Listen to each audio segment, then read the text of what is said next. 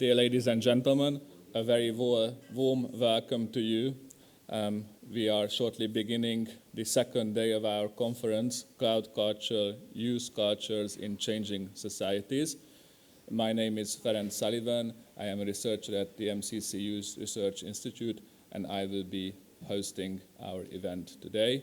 And with that, I would like to ask Dr. Zoltán Szalai, Director General of MCC, to kindly deliver his opening remarks.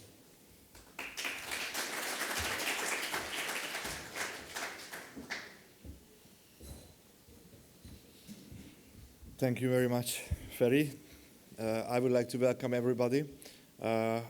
My speech will be in Hungarian, especially for our foreign guests. It's good that you hear some proper Hungarian, so you feel the sound of the language.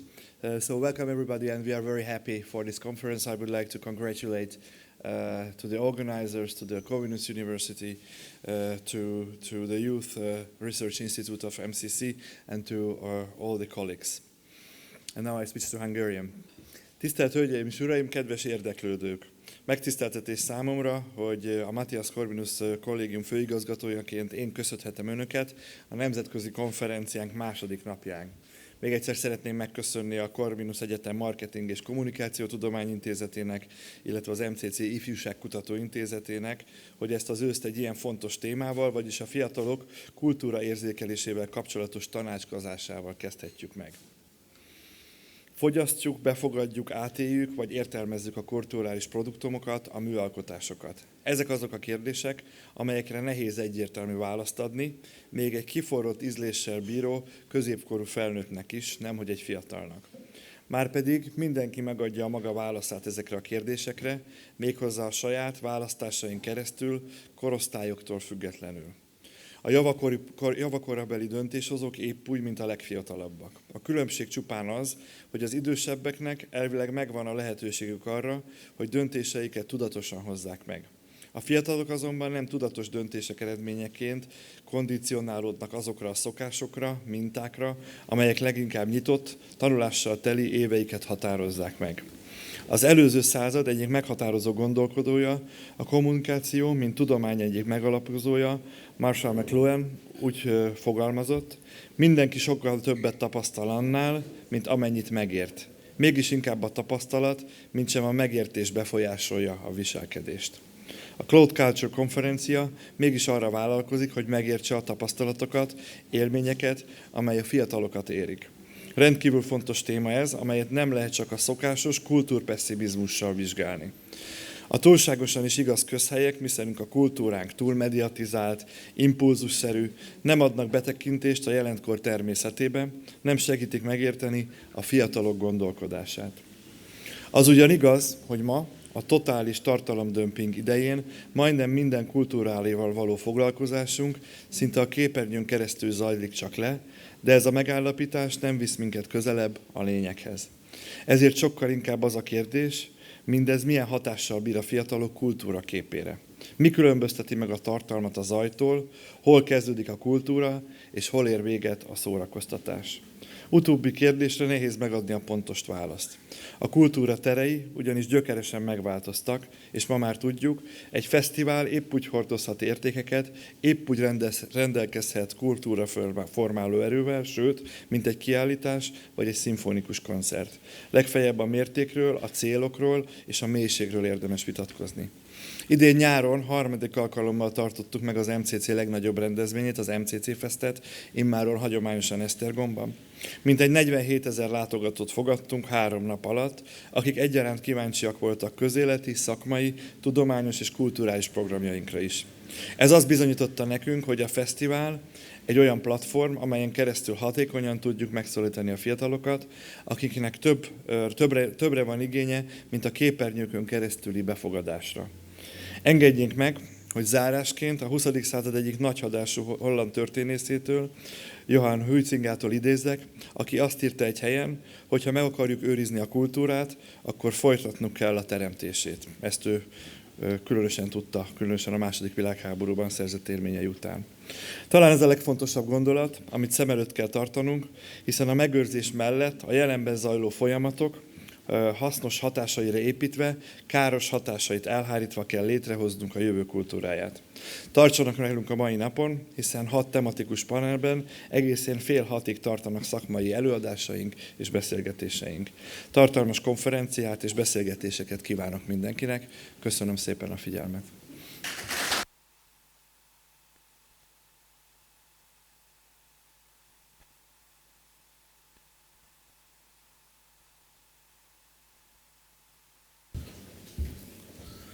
Thank you, Dr. Szalai, for your insightful opening remarks. And now I would like to ask Dr. Anna Brosch, Assistant Professor at the Faculty of Social Sciences of the University of Katowice in Poland, to deliver her presentation.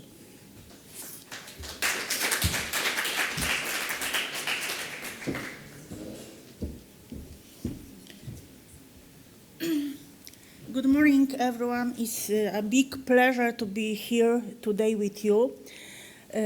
According to the topic of this conference, I want to tell about fame. Of course, fame, which is also very popular among young people, among teenagers. But to start with, first, I will explain what is celebrity culture, because everything with what happened with children and teenagers today online is connected very strong with this celebrity culture. Then I would like to tell about power and dark side of the internet. And be aware, because some of these videos and images can be drastic for you. But it happened already. And everything what you will see, it's from Polish internet, TikTok, Instagram, and other social media.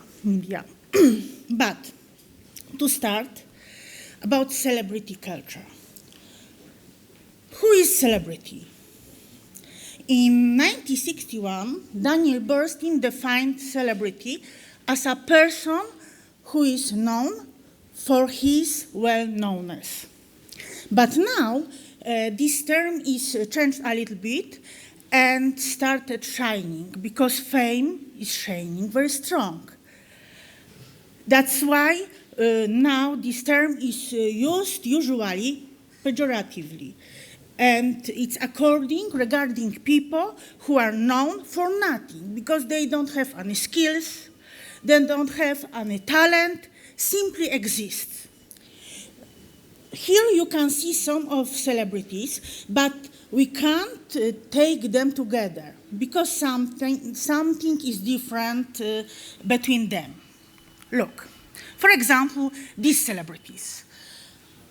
Some decades ago, they were stars. They were very famous for acting, for singing, or some was sportmen. Now these her stars went out, so they must do everything to be on top again.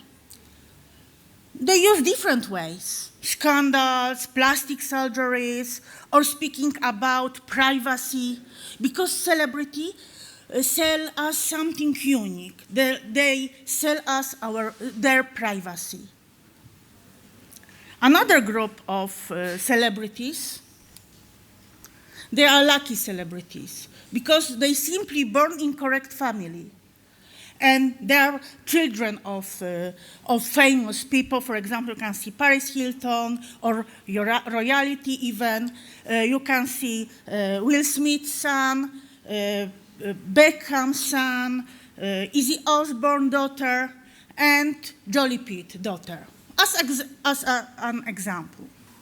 Another group of celebrities as really celebrities, because they don't have any skills, talent, nothing. They simply want to catch our attention for doing scandals, for exhibition, and such things. And I want you to tell about one girl this in the middle with red hair and with dark hair and red lips, it's Polish celebrity Natalia Janoszek. And what is strange? She told everyone that she is Bollywood star and that she is taking part in different events all over the world, and it's very famous.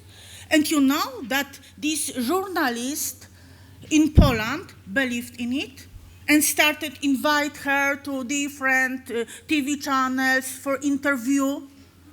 And finally, one journalist discovered that everything is fake, that she created this reality, but it helped her to be famous. The power of social media. Celebrities can't exist without social media. It's the main power of social media. First, of course, we can communicate via social media. It's very useful and convenient because we can communicate without any problem for all over the world. But I don't want to tell about communication today. Also, during using social media, we can sharing knowledge, conduct business, and present ourselves and just exist. If you don't know how to lay tiles on the floor, watch tutorial on YouTube. If you don't know how to be fit, look advice on YouTube. If you don't know how to be fashion, also look everything on the internet. You don't need to have any knowledge, only you can find everything on the internet or knowledge. But it's for free? No, it's not for free, because these people share their knowledge for money. They earn money through promote products or commercials. But it's their right, of course. Another thing, conduct business. Social media is very nice place to conduct business. As an example, I want to show you a guy who set up business on internet, and now he's very rich. In 2018, this guy with white shirt conduct business and invite some YouTubers and influencers to this business, and they create a team called in Polish ekipa. Ekipa means simply team. There were 11 people, 4 girls and 7 guys, and they started living in very luxury house and simply streaming their life like Big Brother. You can see even a small film without sound. Of course, luxury life, how they have fun, visit different countries, on the very luxury ships, etc. You see this house inside in this small film. Young guys, now he was 21 in those days, in 2018, and they started brand clothes, selling clothes for everyone. And what is interesting that mainly receivers of these contents were not adult. Teens at the age from 11 up to 16. You see that even they have their own logo bricks. You can build their house from these bricks. Also, they cooperate with New Balance, with logo of this team. They were crazy, and the most funny thing was when they started business with ice cream factory, and also with logo of Ekipa, named of this team. Children were crazy about this ice cream. They disappeared from the shops. Finally, it was possible to buy ice cream wrappers for almost $50, only piece of paper on Allegro. So it's example how young people can conduct business, and what they say through such behavior, that everyone can be famous and can earn money through internet. Self-presentation. That's why a lot of children, young people started to self-present through social media, also to be famous and to start earn money. The most important is TikTok, and most popular is TikTok now. First, he was created to show, for example, dance, like here, and it was nothing wrong, and children simply had fun. On the other hand, also it was very big power, because, for example, this Nigerian guy was interested in ballet very strong, so he was dancing on the mat in the rain, because he even was very poor and didn't have even a tool to play music, and was seen by owner of ballet school, and now he got scholarship, thanks to this social media, thanks to TikTok. But also, there is dark side of social media, and I would like to focus on this topic strongly. Why? Also, I will tell about Polish examples, because it's too close to me. This is a girl, her name is Julia, and 5 years ago, she was invited to Polish TV station because she was the youngest YouTuber in Poland and very successful.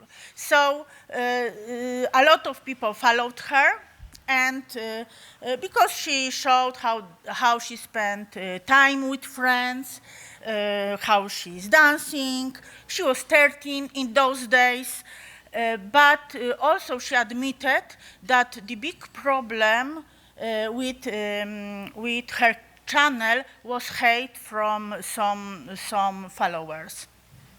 And it was not easy to her.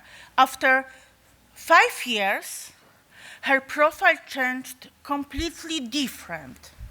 And now her TikTok profile is like this. What's more, he has borderline personality disorder and had a little bit problem with emotion. And she shows this emotion through social media, especially TikTok. And remember, receivers of this information are children between 11 and 16, so very young. And we can see how she's crying because she's alone. There is no voice because she's in Polish, so I will translate. That she's alone, that when she was poor in the past, he had a lot of friends. Now she's alone because she ruined her life. And another film, now she never even can't hang herself and cut her throat, and you see this scarf, and is crying. And another film, she shows how she cut her arms. I told you that it will be drastic, but remember, children are followers of this lady. Now she's 18 in this film. First tattoo she made when she was 14 years old. Now she got psychological help, so it's a little bit better with her. But you can see her. I don't know if it's something like this in all over the world, but I focus on Poland. In Poland, there is such a fight like Fame MMA. And fame people like YouTubers, like influencers, fight together, but they are not professionals.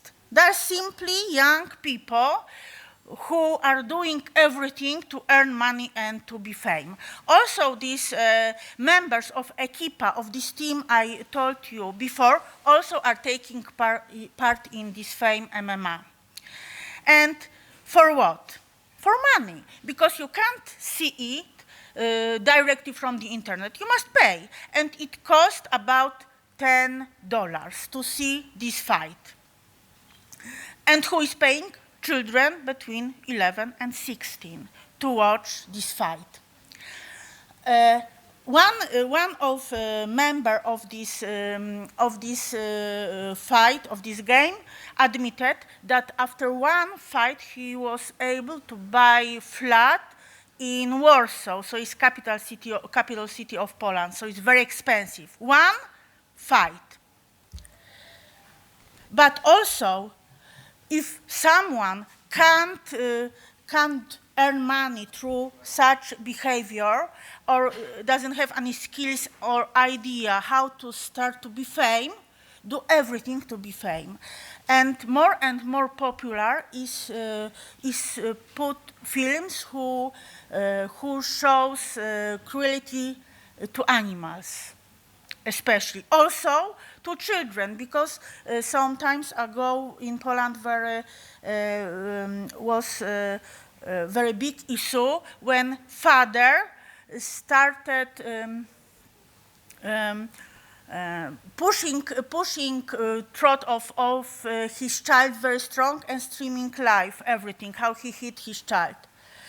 And now I show you how one guy was violate cat. This cat did something wrong. It was a video.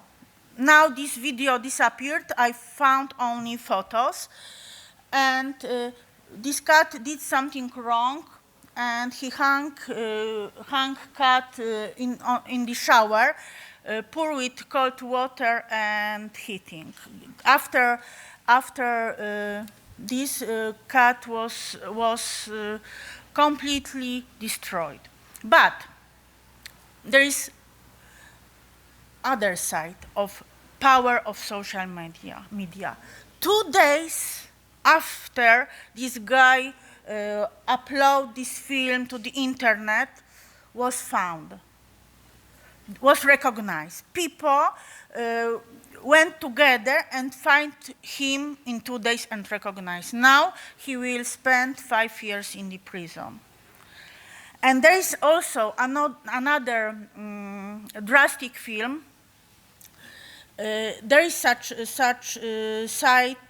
website called sadistic.pl, where teenagers upload films from all internet, not from Poland, because this film is not Polish, which shows cruel to animals. And here it's a topic how to make dry a cat. So young guys put a cat in spin dry and try to dry it and have fun because they are laughing, they are happy to do it. That's why I want to show you what young people can do to get this fame, to be part of celebrity culture.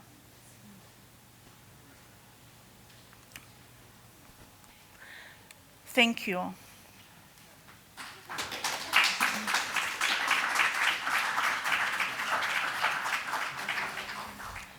If you have any question,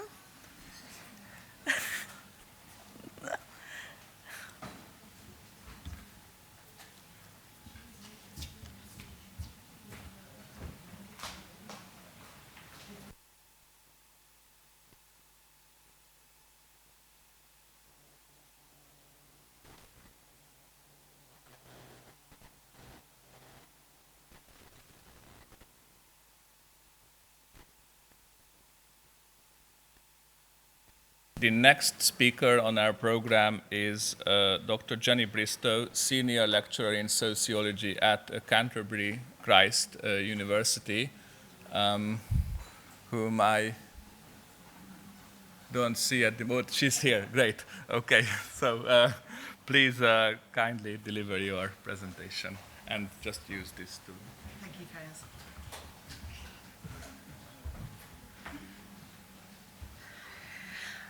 Good morning. Thank you very much for the invitation to come here to this beautiful city. And I'm going to talk about Gen Z, however you pronounce it, identity politics and the problem of belonging. Just to start with, I'll explain what it means to talk about generations. I do this a lot. I'm a sociologist of generations. It's a very frustrating concept. We hear it a lot at the moment. Everybody seems to be talking about generations, but actually what do they mean? Because this is a concept that has both biological and social meanings. It means, generation as in you're born, but also peer groups, identities, political and cultural identities, and it's the cultural identities that I'll be mainly focusing on today. Generation, as Judith Burnett notes, is a mutable concept which has been subject to change in the flow of history and the circumstance to which it has been put to work.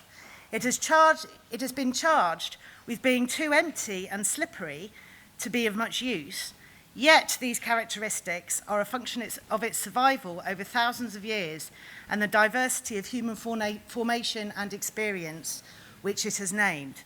And that's the balance of it, really. It's an incredibly powerful concept, I think, very flexible one, but it's also very difficult to work with because of the way that it means so many things, different things at different times.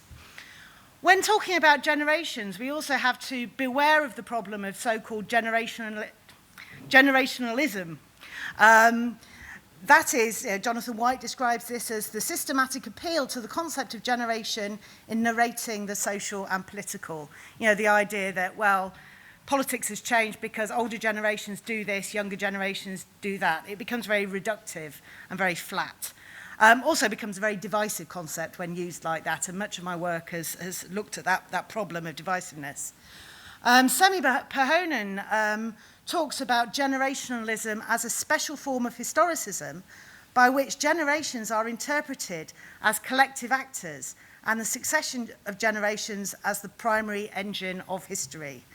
And he says that in overemphasizing the characteristics of different generations, this way of thinking results in mere caricatures between which artificial confrontations become instigated. So again, I've looked at this kind of usage of generation quite critically when economic problems or social problems or, in the UK, the problem of the housing market is then presented as a generational problem rather than a policy problem or an economic problem. So what do we do with this concept? I mean, this is some of the things that I've done with it. I've just put some of my books up there to show that I've looked at the problem of generationalism with regard to the phenomenon of boomer blaming. You're presumably familiar with that. I don't know if it happens in Hungary. The baby boomers are to blame with everything.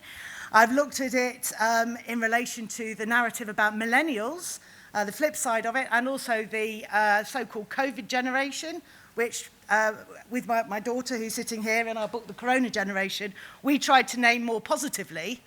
Didn't catch on, actually. The COVID generation is the one that won the day, but never mind. I've looked at generational relationships in teaching, specifically in university and in parenting culture. So I do work with the concept in its various kind of forms. And between 2019 and 2021, although this is a project that's ongoing, I co-convened a network of academics and policy-facing organisations, kind of charities, third sector organisations, working with the concept of generation. And one outcome of that work was to kind of say, right, we need to ask ourselves these questions. When we're looking at the concept of generation, what are you talking about in the first place? Who are you talking about? Not quite the same thing. Where are you talking about? Part of the problem with the use of the concept of generation is it becomes very homogenizing, and as I'll discuss a bit later on in the talk, you have kind of American labels, for example, which are then kind of plonked on every culture in the world when cultures have quite different dynamics and dimensions. Why are you talking about them? Is it because you don't want to talk about politics and the economy in their own terms? And who are you talking to? Are you using generation as a sort of divisive rallying cry to try and get people on your side? I don't want to spend too much time going through all the conceptual confusions about the concept of generation because that could take days. I think this is a useful summary here from the German academics Rudolph and Zacher in their article on the COVID-19 generation, a cautionary note. So they wrote this quite early in the pandemic. And they discuss how generationalized rhetoric around the pandemic reproduced the various conceptual, methodological and practical problems associated with the misapplication of generations for making sense of uncertain times. And I think that this will probably be quite familiar to you in terms of relating it to the pandemic. So they talk about the difficulty in separating, for example, cohort effects, differences in attitudes, values or behaviours that can be tied to birth year differences, from age effects. So what's about Gen Z, what's about young people, right? Again, they're not the same thing. And period effects, which are typically taken as evidence for the influence of contemporaneous time, including the role that important current events play, for example, all these things in shaping attitudes, values and behaviours. So period effects affect every generation, but as I'll go on to discuss, I think there's value in looking at the way in which they shape younger people differently to older people. Within sociology, again, Kurtzer makes a useful kind of delineation of 4 ways of looking at generation. And of course, it's a concept that's used by lots of disciplines. So kinship, descent, family, cohort, life stage or life course is now more talked about because of the more kind of flexibility of development amongst young people and historical period. The way that I approach the study of generations, and indeed, it stands as the kind of seminal account of generations within sociology, follows the work of Karl Mannheim, Hungarian sociologist who formulated what he called the problem of generations within the sociology of knowledge. And he says the problem of generations is actually about knowledge and meaning. It's about how a society understands itself and its history, and how knowledge is constructed and reconstructed over time. And in that way, his contribution provides a framework for understanding the emergence of generational consciousness in relation to wider social and cultural events. So, in a nutshell, what we know about the world cannot be decoupled from how we come to know it. Society's accumulated cultural heritage, as he called it, is not something that's static and just merely passed down, but it's something that is continually transmitted to and refreshed by new participants in the cultural process who make fresh contacts with our society. So it's in that sense that he talks about the whole process of birth and death being kind of a very kind of dynamic process in and of itself, because it forces society constantly to kind of remember itself and to teach its young, and its young come to that knowledge from a different perspective because of their moment in history. People born at a particular point in history embody and internalise the experience of their time, and that is distinct from those that have come before it. Thus, when he talked about generational consciousness, it's something that is developed within and informed by the experience of coming of age in a particular time and place. And I'll talk a bit more about this, the importance of the coming of age moment. When we look at generational labels, baby boomers, millennials, this is familiar to you, I guess, the Gen Z.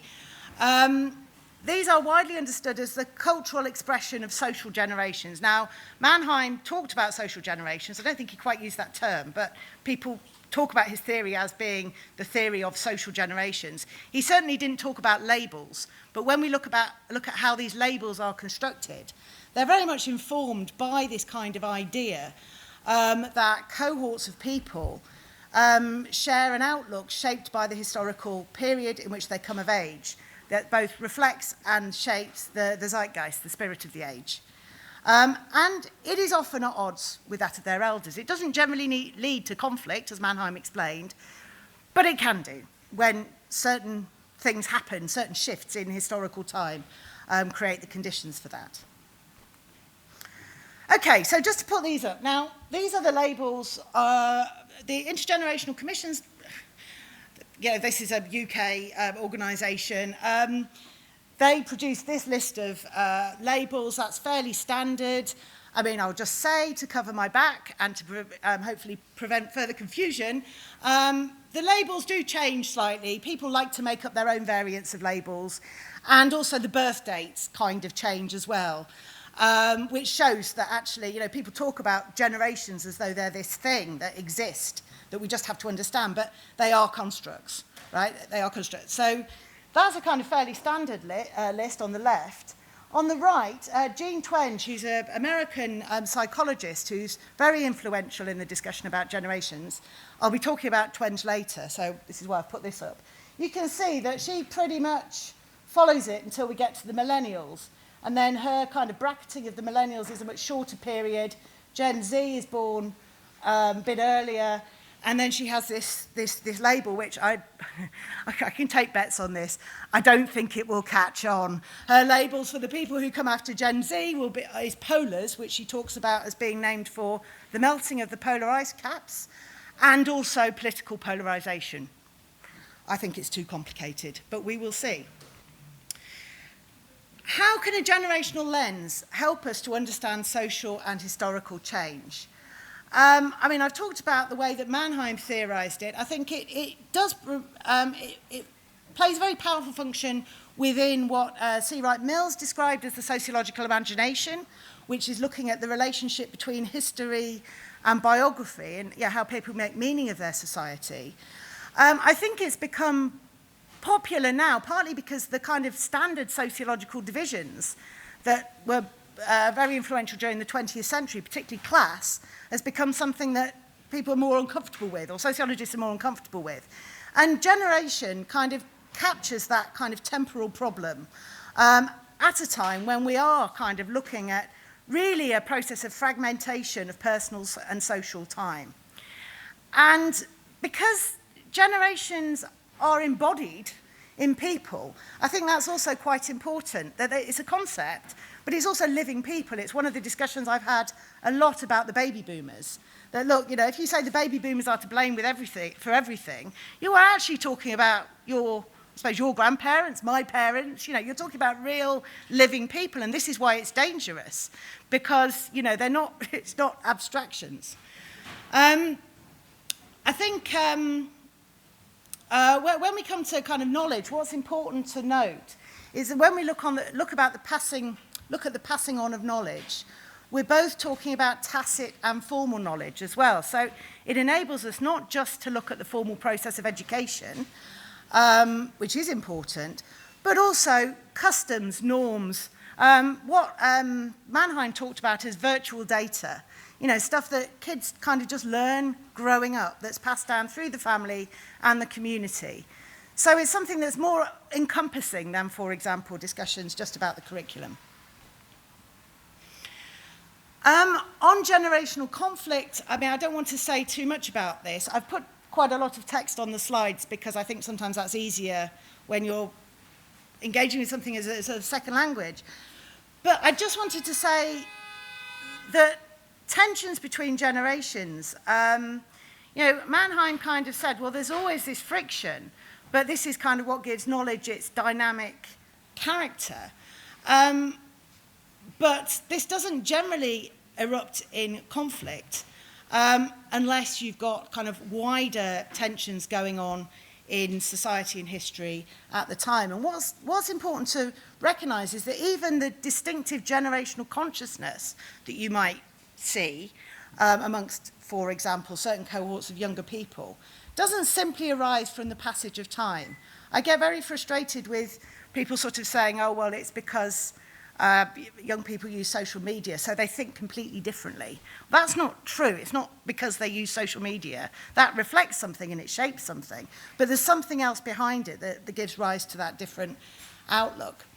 And what happens in the process of emerging generational consciousness is that when you have periods of kind of quite significant destabilization, as I would say that we're experiencing at the moment, it can result in a kind of a shared consciousness between those young people kind of coming of age who Mannheim says are dramatically aware of this process of destabilization and take sides in it, and older generations who cling on to the reorientation that have been the drama of their youth. And that's why I think a lot of political discussions at the moment between younger and older people become quite difficult, because we're talking about two different things. Older generations look at things generally through the framework of what they thought was progressive or problematic in their youth, and younger generations come at it differently.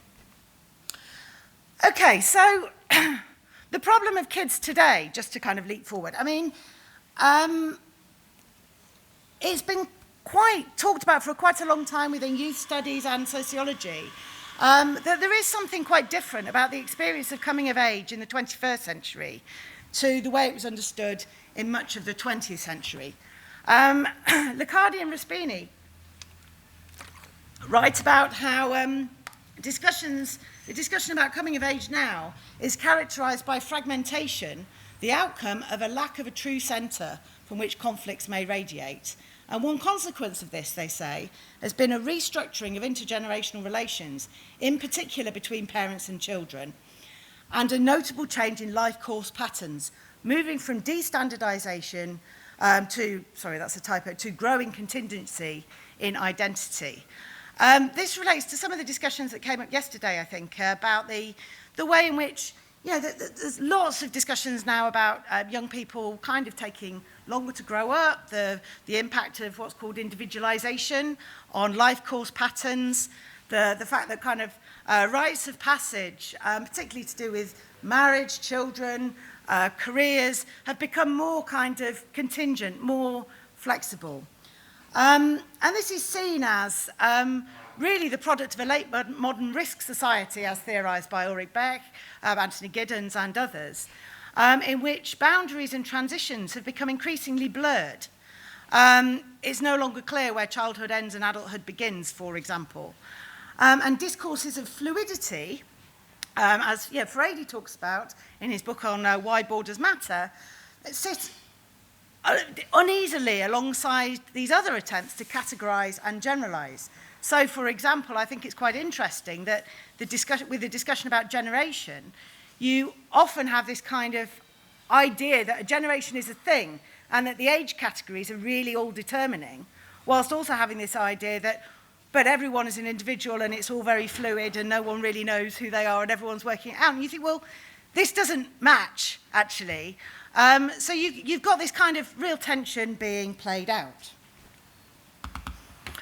Liccardi says that these new characteristics of social time and their reflections on the construction of biography reverberate directly on the condition of youth, because youth has a dual connection to the time dimension, not only because it is limited, destined inevitably to reach a conclusion, we all get older, inevitably, but also because young people are asked by society to delineate the course of their own biographical time, to build a meaningful relationship with social time, which means constructing significant connections between an individual and collective past, present and future.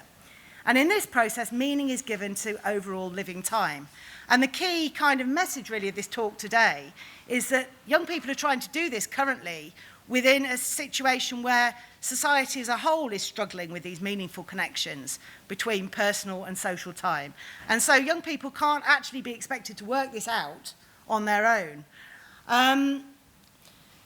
In order to kind of characterise the struggles for young people at the moment, you have the emergence of terms such as choice biography or risk biography. I don't know if this is familiar, but it's the idea that you just choose to map your life as you go along according to what you want, as opposed to you're going through these kind of life stages.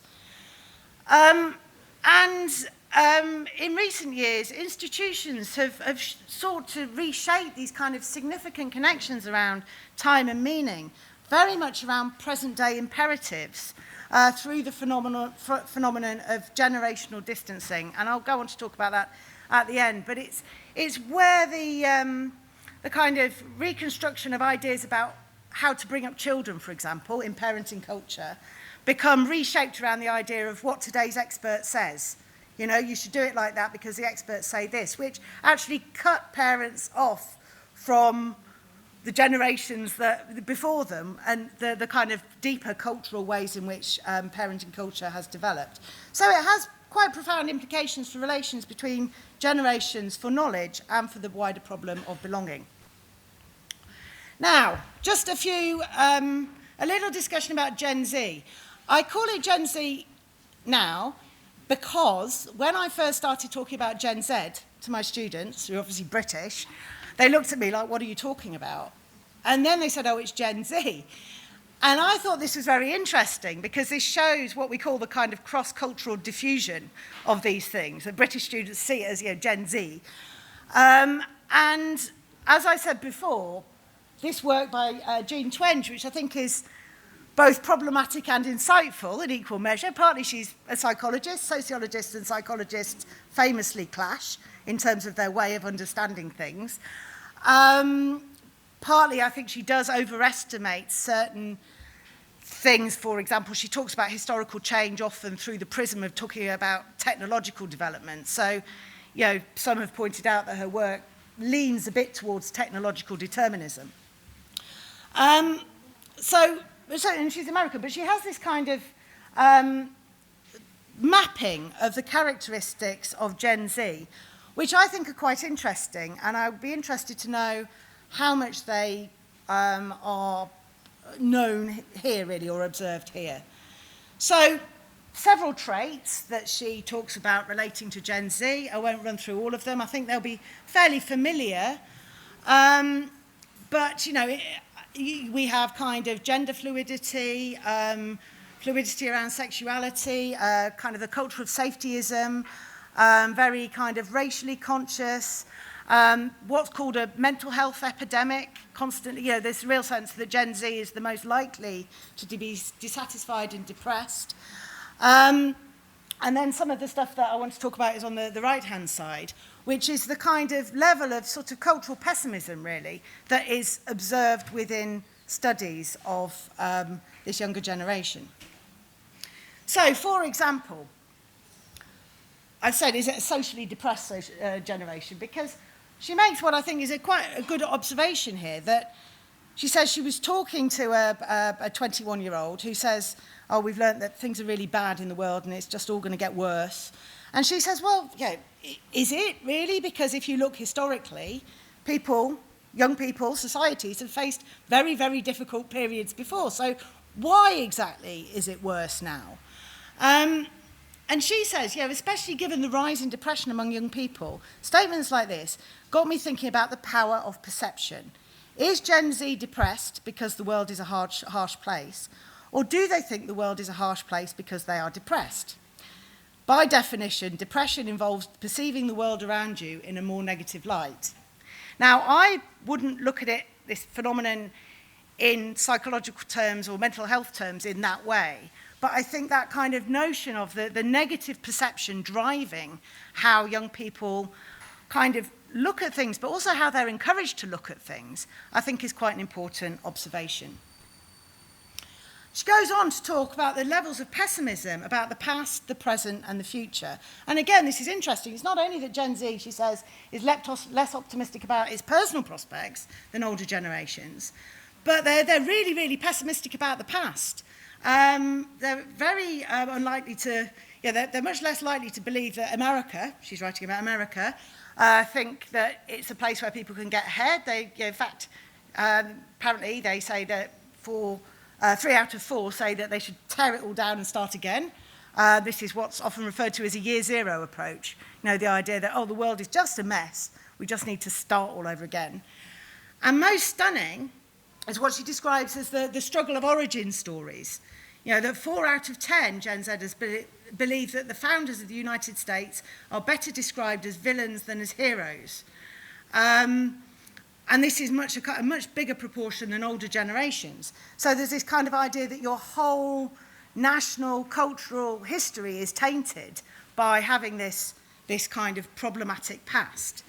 And she says that this result is interesting because it really does argue against the very common idea that Gen Z is pessimistic because things are really worse today, because they're not only negative about now, but about a time 250 years in the past. So there's something else going on here rather than a reflection of where we are. She also talks about the problem of fatalism and polarized thinking, which she says are connected. Now, again, I wouldn't really share the psychological terminology used here, but I think it's quite interesting where she talks about the phenomenon linked to what some people have described as a victimhood culture, of believing that the cards are stacked against you, right? And she talks about this as this generation having this external locus of control. So basically there's less of a sense of self-determination, that you can create your own path, and more of a sense that everything is out to get you and everything else. And she says, this is a real problem, because if young people are convinced that the world is against them, they kind of decide that, in fact, there's no point in trying to make it better. And countering this view will be one of the biggest challenges of the next decade. All this relates, I think, to the wider problem of belonging, and this is just to bring this brief presentation to a close. I mean, I would argue that what's going on here isn't about young people, and I think we have to be very cautious about reading these observable traits as the whole story. You know, what people put in surveys is not necessarily what they really think. But I think we have observed, particularly in America and Western Europe, a real kind of crisis of shared meaning and confidence about what to transmit to the younger generations, which was going on way before the pandemic, but really brought to a fore during that period of COVID. And that's why I've written quite a lot about the problem of school closures in this moment. I think that kind of moment of kind of the withdrawal of education, which was very stark in the UK, you know, I mean, people tried to keep it going saying, oh, we're doing this online, but it was very, very different to the whole project of bringing children into education and socialising them. Really expressed the kind of struggle that we have in giving value to the meaning of educating and socialising young people. And this intersects with existing trends towards generational distancing, as I mentioned earlier, that you see in parenting culture, but you also see in education. The idea that we've got to teach children in a new way all the time. We can't use what we know from the past. We saw a further unsettling of adult authority and responsibility, and the kind of, I suppose, that real sense of, you know, the institutionalisation of a year zero sensibility.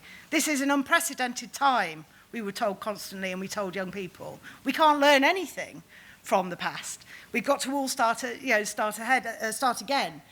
And so I think that was very problematic. So I would argue, to conclude, that the events of 2020 and beyond represent an epoch far more significant than the expressions of social change that have often previously been highlighted as the makings of a generation.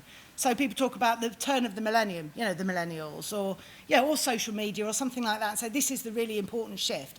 I think these things aren't, I mean, they're important, but they're not really significant. I think this moment now is arguably a moment of what Mannheim described as accelerated social change, which has distinctive implications for those coming of age at the point at which they are really questioning things, because all the kind of rites of passage, which are already a bit unstable associated with the move towards adulthood, were suddenly rendered irrelevant by the present day emergency. And you have this kind of overwhelming culture of presentism which dominates young people for a period of 2 years.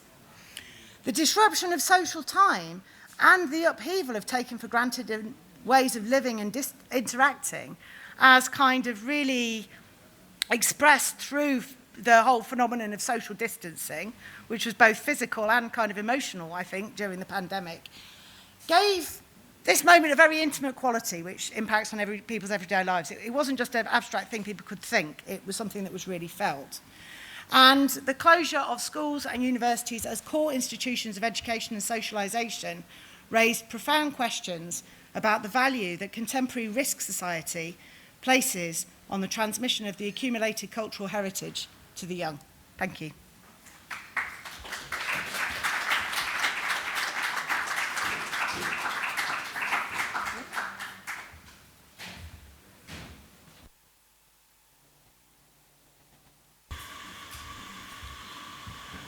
Thank you, Dr. Bristow, for your illuminating presentation on Gen Z or Gen Z characteristics.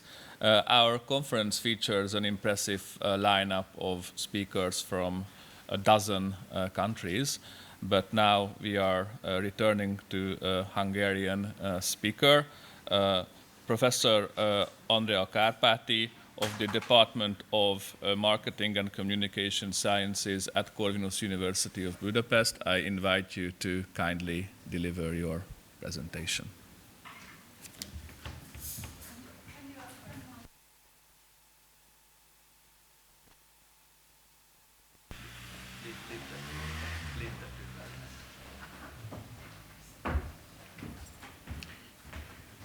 let me start with a reflection on the previous speaker, who pronounced in several forms a very exciting insight about the construction of worlds, rooted in our generational context, symbol system, philosophy, references, authors, artists we know or do not know, or find old school and want to dissociate with. So these are different worlds, and what I'm going to show you now may sound outdated. However, the youth subcultures that construct their own symbol systems and language are with us today in hundreds of thousands of numbers, also here in small Hungary. So the themes I'm going to tackle very briefly is the visual culture learning communities. We don't call them youth subcultures because they do much more than go to the shop and buy punk and paint punk and walk like a skateboarder. You know that special walk. No, they do not just imitate, they construct, they learn, they create. So that's the first thing.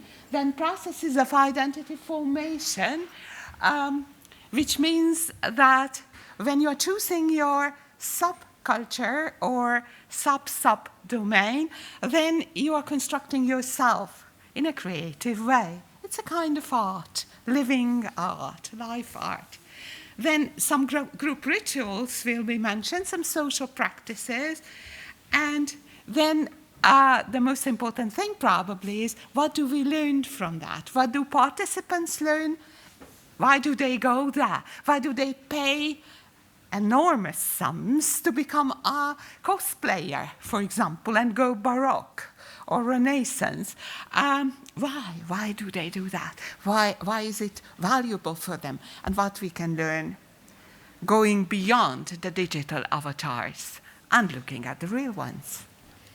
So the visual culture learning communities were studied because we think there are million adolescents all over the world who engage in peer learning, who teach each other and learn from each other in terms of constructing their reality that is sometimes more real than the one that the school and other facilities, institutions of governmental institutions offer for them. Basically, I started working with them because they are visual. And I'm a visual communication researcher, so to say. I study visual education, art education, and also the development of visual skills. So the most exciting thing is, how do they develop outside of the formal institutions, where we try to enhance their creative capacities. And then they go out and spend 4 or 5 hours a day, sometimes, creating, learning. So why is peer learning so fascinating? Of course, there are studies, and most of the studies relate to visual appearances. Streetwear that became so important for the fashion industry in the 21st century, and street art that became very often political statement and was and is important for sociologists and psychologists. Of course, we can see different subcultures that reflect on a certain phase of life and then disappear. And there are other subcultures that you can find there. Look at that girl, who are therapeutic in nature, that are being constructed because there is a vacuum in society, there is a void where nobody wants to tackle a problem that the youth faces. And then comes the subculture and helps you. And of course, there are commercialized subcultures where you get down to the stock photo level and the stock graphics level, making your dearest visual symbols just very cheap and imitable. the 7-country, 42 community, 700-member research project that we replicated very small scale here in Hungary happened in 2010 to 2013 with the involvement of groups in Amsterdam, Budapest, Chicago, Helsinki, Hong Kong, Istanbul, and Montreal. Very, very different domains from the French, sophisticated French couture till Chicago. So the way you perceive it, the way it was. And you can see the universities participating and the scholars. So what did we do? Let's see what we found. We went out to the field, tried to find those subcultures that were self-taught, that involved peer learning, because that was our target. And these are the ones that we found where you can enter as a novice, get educated, learn about the theory, the symbols, the life, the view of life in the culture. The street artists, we found, street artists, you know, they are the ones that make your environment sometimes quite shabby, but sometimes quite provocative, thought-provoking. Demo sceners. I've recently been to a demo scener party here in Hungary. 1,000 young people were creating digital art in a big sports hall with the machines. It started in 1910-11 when multimedia gadgets became cheaper. And you could afford being creative in the digital world. It's still with us, and it's an old show that was called Geeks Can Dance. But this embodies the philosophy of the whole community. Yes, geeks can do art, be flexible, be emotional. Oh, yes, they can dance. Okay, cosplayers, costume players. It started way back when I was really young, and we looked at the Lord of the Ring or whichever movie or basically novels, and dressed up and recited them. And down it went to huge cosplayer parties with imitations and a lot of creations. Fan artists, they are the most amazing ones who continue the stories. And when you look at Jojo Moyes' stories, just to mention a popular author, she also started continuing her stories in blogs and vlogs and just being a fan artist of her own art. So fan artists will go on with the art that seems to be finished. Video filmmakers. In Hungary, at the times of the political changes, they were so important. They produced news that you couldn't see anywhere but in the channels of the districts of Budapest, for example. District televisions, local televisions in little villages. Oh yes, they were set up and they screened. And the creators were teenagers who learned how to. Manga artists. There are 40,000 registered manga artists here in Hungary. You wouldn't think so. Oh, yes, they are there. They have associations, and let's see how their identities are formed. Style tribes.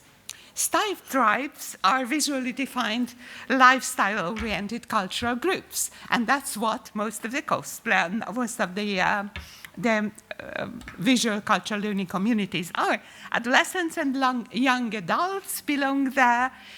You actually leave the culture when you are 40 because you are looked at with funny eyes, but you don't really leave the culture because at home in your closet or with your friends, you still have the dresses and the gadgets.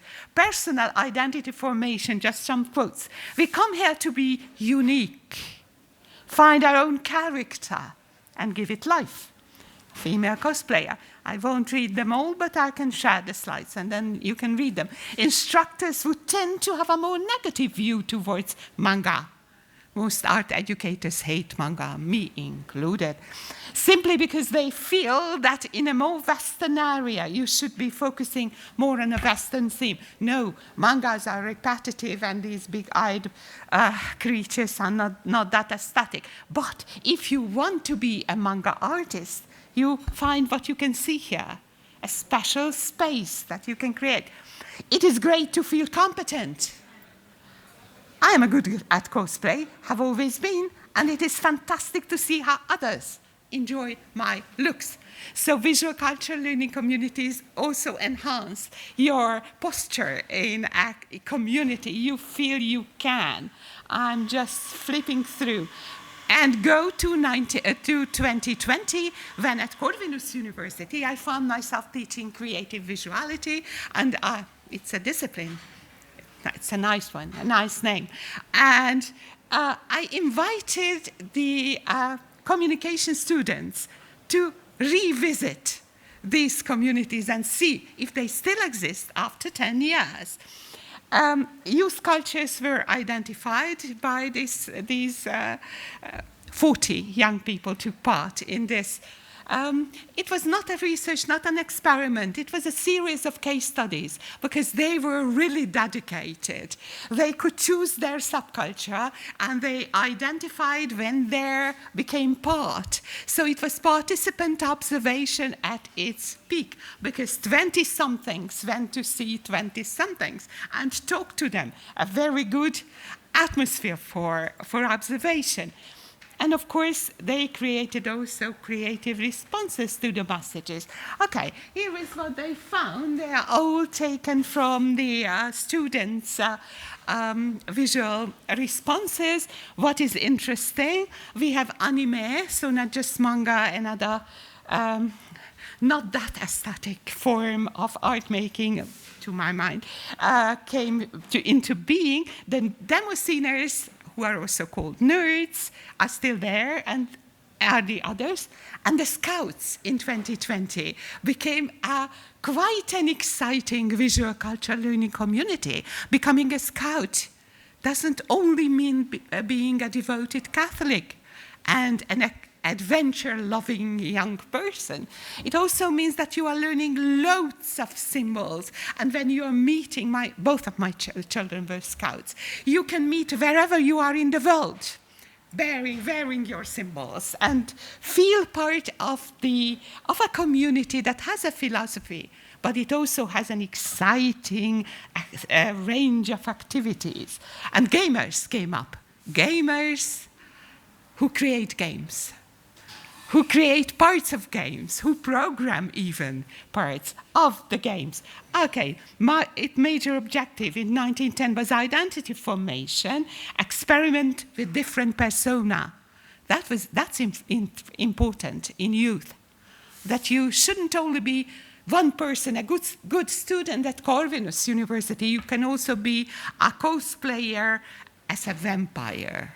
As one of the students remarked, I don't only want to be a businessman all the time.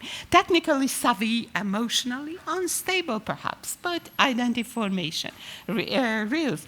Other me. This is a wonderful piece of graphic that shows exactly what's happening. Identity demonstration is important in 2020. You have much more platforms to live your second life, so to say, your youth subculture life. Manga, as an example, cross-fertilization of Eastern-Western knowledge practices we observed in 2010 and 2020.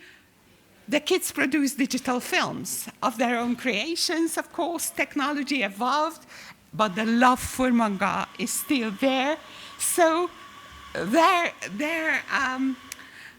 identities are still grounded in a mix of Eastern and Western cultural influences. But now they go digital and they produce exciting things. Cosplayers, it started with the Lord of the Rings, living avatars. You can observe when you look at the cosplayers.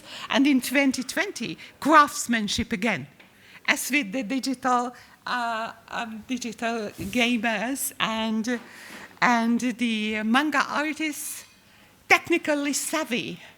When I go to conferences where people talk about visual skills, and some of them say doom and doom. Digital culture kills your visual creativity. And there is a vast group, a growing group, fortunately, of scholars who say, no, child art is different, but is there. Youth art is absolutely there. Craftsmanship dominates, not just digitally, they sew, they cut, they design. And you can see how sophisticated they are in terms of makeup and painting. You may like it or not like it. Actually, this subculture, the cosplayers may be a bit over-sexualized sometimes, but, okay, punks, 2010, there is also a page where to be a punk in London that we identified, and punk became high fashion.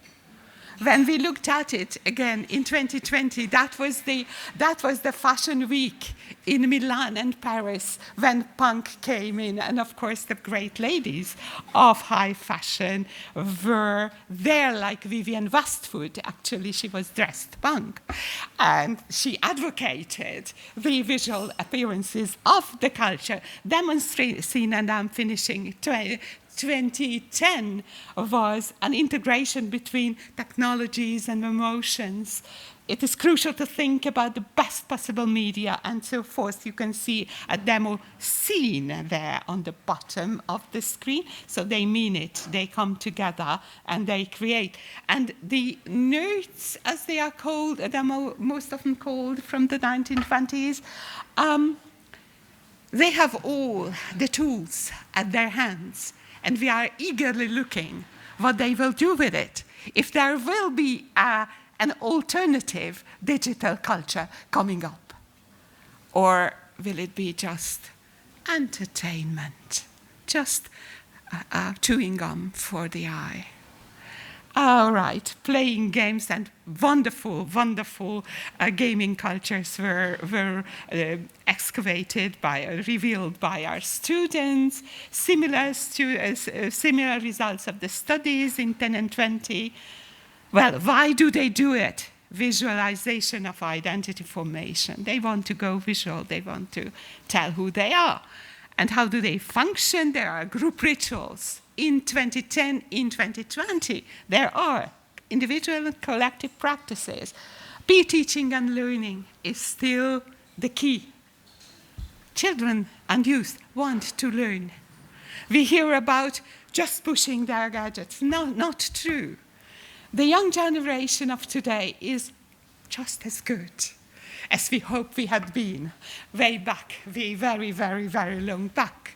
We wanted to find out, we wanted to learn, we were striving to achieve. That's exactly what they do. They do it otherwise. And the experts from the 7 countries who looked at visual culture learning communities are still looking. And they still find these cultures fascinating. Thank you very much. I have a lot of related publications lined up here, can share, and this is my email. Thank you.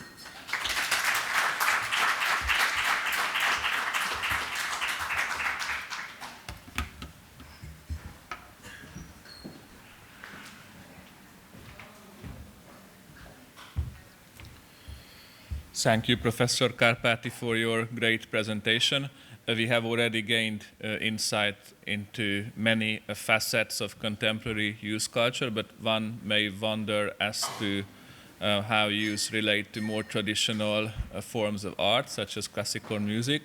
And I hereby invite Dr. Georgina Kiss-Kozma, researcher at the MCC Youth Research Institute, to deliver her presentation on this interesting subject.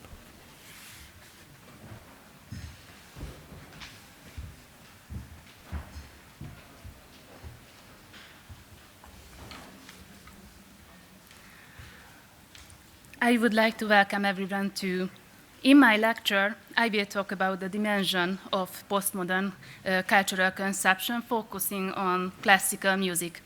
But before I do that, I would like to provide a brief description of the research conducted by the Youth Research Institute, because my presentation is based on these research results. The finding came from a public opinion poll conducted between December 2022 and January 2023 among Hungarian citizens between 15 and 39 years of age on a nationwide representative sample of 1,000 respondents. This research has one peculiarity. Research materials focusing on youth offer varying approaches to define the limits of youth life stage. In Hungary, the term youth usually refers to those between the age of 15 and 29, with the definition itself often containing reference to its inevitable shortcomings. These limitations are largely due to the fact that characteristics of the youth life stage that were typical of the age bracket decades ago are either no longer or exclusive to this age group. For example, people now regularly delay starting a family and having children to their 30s. Our research, which intends to unveil findings not only on youth in the classical sense, but also on young adults, it perhaps the first of its kind of feature, an expanded youth age bracket covering 15 to 39-year-olds. But let's look at the results. The past decades have witnessed the transformation of cultural and content consumption habits, as well as the increasing weight of new media. Consequently, the cultural consumption of contemporary youth cannot be interpreted outside of the context of digital culture. But music still plays an important role in young people's life.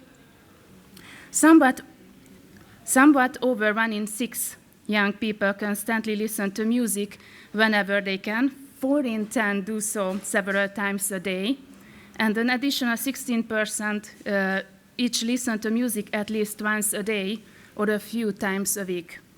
The proportion of young people who never listen to music or do so only rarely is negligible. Listening to music on a regular basis is more typical among men, and those listening to music several times a day or whenever they can are most likely to be members of the youngest age group, among 15 to 19-year-olds. Compared to those with lower levels of education, the highly qualified listen to music less frequently. Similarly, the share of the young people listening to music on a regular basis is the lowest among Budapest inhabitants compared to residents of other settlement types. Almost every second young respondent regularly listens to music at home. 1 in 3 listens to music during travel, and over 1 in 10 enjoys music among friends. In addition, we wanted to know who has the greatest influence on the development of young people's music taste. The results shows that the development of taste in music is influenced for the most part by peer relations. 6 in 10 respondents say that their taste in music was impacted to the greatest by their friends, while 3 in 10 named their family, parents, grandparents, and siblings. Over a quarter name music streaming platforms like Spotify, Tidal, Apple Music, and almost 20% emphasize the influence of social media platforms like Facebook, TikTok, Instagram. Media personalities and celebrities had an influence on the musical taste only 17% of respondents. In our research, we also examined how young people relate to classical music as well. We wanted to know what percentage of young people listen to classical music. Although it came as no surprise that a relatively small percentage of young people listen to classical music, we also asked why those who listen do so. We also asked about labels associated to classical music.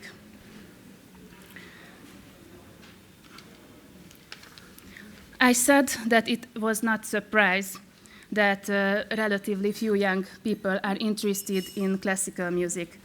We have also seen from previous research that traditional cultural scenes are not visited by young people. Data from large-scale youth research show that between 2004 and 2020, the vast majority of young people said that they had never attended an opera or classical music concert. At the same time, we can see that other traditional cultural scenes are not visited either. All these changes are also due to the rise of digital culture, because there are more young people who listen to classical music than those who go to concerts. Although music plays a decisive role in a day-to-day lives of young people, the overwhelming majority don't listen to classical music. 56% said never, 31% only occasionally. Only slightly over 1 in 10 young people listen to classical music on a regular basis. Women, the oldest age group, the highly qualified, as well as residents of the capital or other cities, are overrepresented among classical music consumers. When asked about their classical music consumption habits, a quarter of young people said that listening to classical music helps them relax, unwind, and enhances their sense of sonority. Only 17% listen to works of classical composers for pleasure, and 16% are motivated by the desire to educate themselves. Barely 10% explain listening to classical music by its ability to evoke deep emotions. Men mostly search for classical music pieces to help them fall asleep, while women find classical music helpful in improving concentration. Classical music is enjoyed with some frequency for educational purposes or to evoke deep emotions, largely by those with higher educational attainment, while people with primary level education do so primarily to fall asleep.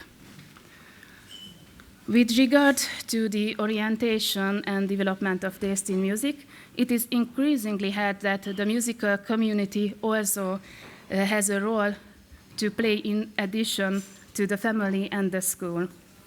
For example, Philharmonic Orchestra are constantly pursuing innovation to broaden the audiences of classical music and regard it important to strip classical music from its earlier negative labels. Indeed, these tokens are still very much alive. 72% of surveyed youth said that classical music is boring, and 80% believe that it is largely enjoyed by the elderly. 53% say that it is rather soothing than upsetting, which is unsurprising given that the majority listen to classical music primarily to help fall asleep and enhance concentration.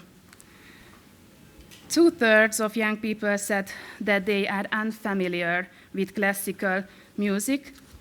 However, since close to 3/4 say that accessing classical music is not difficult, this is unrelated to accessibility.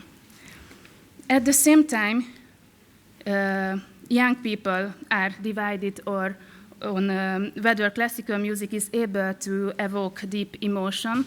44% agree with this statement and 43% disagree.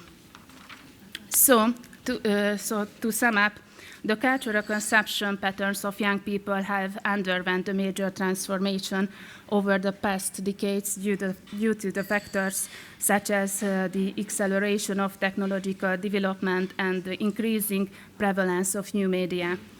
The emergence of the consumer society had a particularly strong impact on the way of life of youth. As the pressure to consume continues to mount, consumption is becoming an ever more important factor in young people's leisure activities. Accordingly, young people's consumption patterns are reflecting increasing diversity, although their possibilities for consumption are remarkably divergent. The rising demand can also be observed in the field of culture, with every member of society becoming a consumer of a certain form of culture. The vast majority of young people listen to music on a daily basis, largely at home, during travel, and among friends. The development of their musical taste is mostly influenced by relationships with their peers and family, as well as music streaming platforms. Although music plays a significant role in the day-to-day lives of young people, the overwhelming majority don't listen to classical music. Those who do so explain their choice by its helpfulness in falling asleep, concentration, and relaxation. Thank you very much for your attention.